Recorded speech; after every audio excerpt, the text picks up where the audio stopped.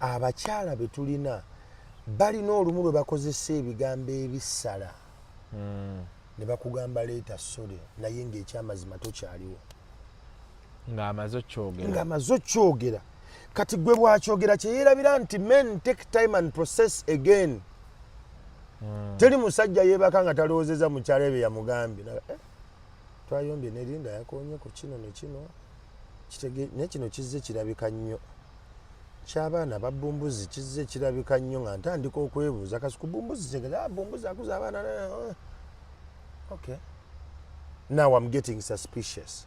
She said sorry by the way but me I'm still processing.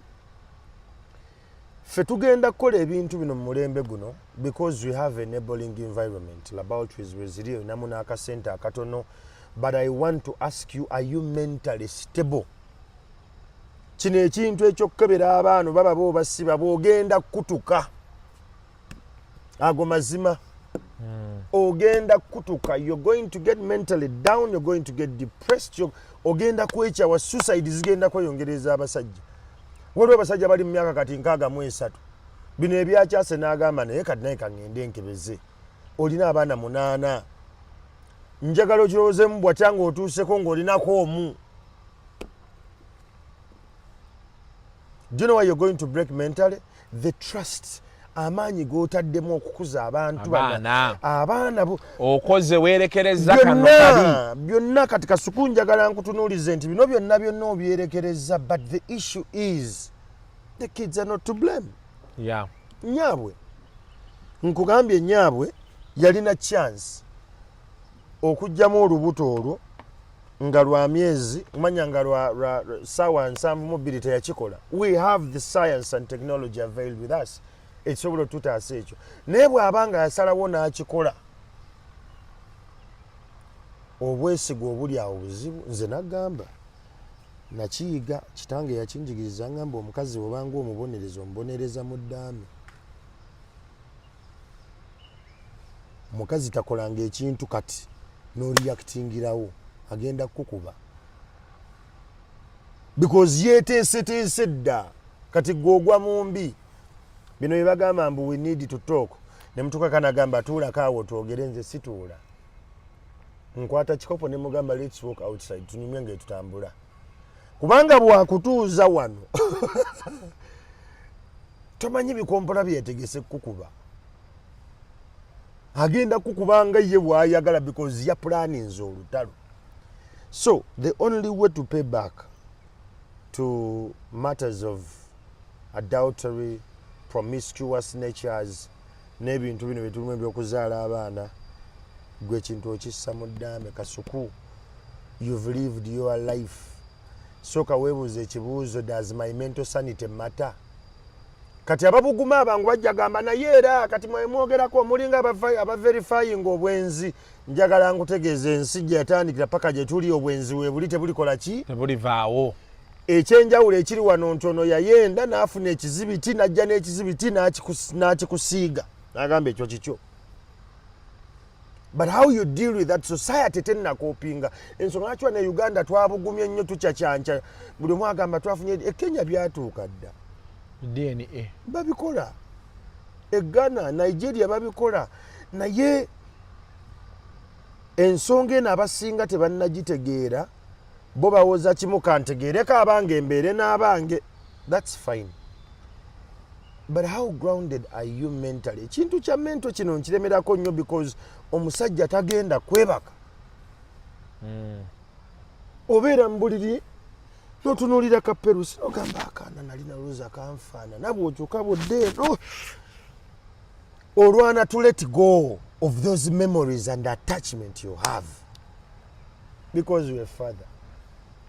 Now the question is, are you going to go and you check for the DNA because you are angered and pissed? Olina obusungu bwo oyagala genda okebera omanyeyo kite. Weetegese kwenkana ki mentally. Olina kansala, olina clinical psychologist agenda okuyamba ku kino, ku mirimu weetegese otyo okubagamba ebintu bino because bibaawo mu maka. Yeah. And the same effects omusajja agenda okebera DNA zagenda oyitamu ziri directly proportional ku musajja oba omukyala ayita mu divorce. Kasuku tulamba oli w'amaanyi. No man is ever ready for divorce. Oh God. Oh God. Bw'olaba omuntu gwe baali badivorce nze ne baawukana n'omukyala nga musajja oddayo ku zero. Life noddamu gipanga bupya. Oddayo ku zero. Ne kati gwe tunulamu awo obale nti kati n'abaana ngenda bafuna mu ruutu wiiki eno nze mbalina. You don't have enough space to impact values and pillars of life. Tolina budde obwo. N'okubondinga tokulina. Kati ebyo ffe tetwagala bitunuulira. Tuli ku vibe. Buli omu agenda akebeza omwana we, buli omu akebeza omwana we. That's okay. So what? Kyekiddako. What next?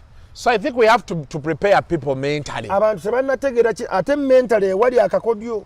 Because abakyala bonna abalwana naffe mu maka tebalwana physical. Women are mental. Akugamba ekigambo kimu n'agala nange. Onfiirako olowooza oli w'amaanyi nnyo. Kati yakyogera olumu asaaga. Naye ate omusajja atandika okulowooza. Kitegeeza siri w'amaanyi nga bwe ndowooza. Alinayo ow'amaanyi. You can only compare when you have two variables. Nti eno y'amaanyi eno si y'amaanyi. Kati yakyogera n'akirekawo. Abantu abateetegese mentally, they are going to break. Homes are going to break. Amaka gagenda kusasika. Bila gagenda kusasika. Kino kye tuliko kasukunze saakulya amaka gamu. Nenga ne gye nakuliranga bangamba nga nti wano wooli wammwe. Obandi wasenga wange obandi wani waffe. Ekyenjawulo ekiri ku mwana wo nti omwana wo wajja wakatakonkona. Mikwano gyo gye gikonkona. Kati omwana access eno yonna agenda kutandika okuddirira. Basimanga akufiirako nyakubanja. Simutegeera. Kamalirize ngenda mukubira mukwata. Ayinza okuba ayagala tukwate position. Very cool. So bw'otunuulira ebintu ebyo Kasuku, the memories you had. Mu Afirika wano edda bwe nazaalanga omwana ebbali mukwano gwange ow'oku lusegere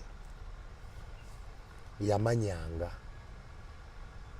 Kyamagero yakoze eki yazadde naye omwana ne mukuwa ku lw'amaka gange ne ngamba linda wabitegedde nti nedda Kasuku yafunyeyo nno omwana omulala nti mukyala waffe nti bino wayi byajja agenze UK yo mu trip naye twafunyeyo omwana kati nze nteekateeka linda okulisiivinga ng'omwana wani wa Kasuku. Kati bwe kiwumula kisebo nga nkugamba yitayo omwana omunono omuleete awumulire wano ne banne nga ajja mu holiday ng'abeera ne baki ne banne nga bazannya badde bagamba this is our brother, this is our sister. Kakula nabo omwana oyo bwe yakulanga n'amala university nga balyoka bamutuuza abakulu ne bamugamba ekyamazima okimanyi oyo kitaawo. The bonding between the family was already made. I want to understand your point of view. However, there is also the side of I want to know my children. Amidst everything that comes with the consequences. It's okay. Because you see, we can't say betugamba nti omwana b'omuzuula nti si wo as a man, yes, raise the child, that is you being a father and what. Ate kati awo tuba tujustifyinza abakazi okuwenda. Gwe toyendangako? Okwenda nali nyenzeeko. Omanye ekyenjawulo ky'olinako ye nti tewalekayo obujulizi ye yajja n'ekizibu. Anti kati ne wana abasajja abasinga bagamba nti yes, you may know and decide to take it in that my madam is sleeping around and all those things. It is fine. But we tutuuka ku point ereeta exhibit. Kuba olaba abasajja abasinga kati ennaku zino omwana ne baba amuzadde eyo nga yayenze ate tamuleeta wano tamuleta waka protecting awana protecting omwana protecting omukyala naga nti amidist because nga bogambye maybe yakiwala kyandabikira bulungi ate nakyo si kibi si bikyo kitegeera nagamba omwana kabeereyo tunamuleeta mu future okitegeera abamu they never come until maybe when you're dead or even after you're dead ne babaleeta nti baana baki abalina mu kasente bakwata family eno n'agitikka oba agisudde Kenya oba agisudde wa family nebeera eyo oba okitegeera kyegamba so but now omukyala azze n'ebizibiti omusajja yali ajja gamba why do I have to bear all this burden let me have my kids nebe kinaba kinnuma kitya ntegeere nti bano baana bange abatali bange bagende. It's okay. That is a very good thing to do for clarity, mental clarity oberenga toina suspicions zonna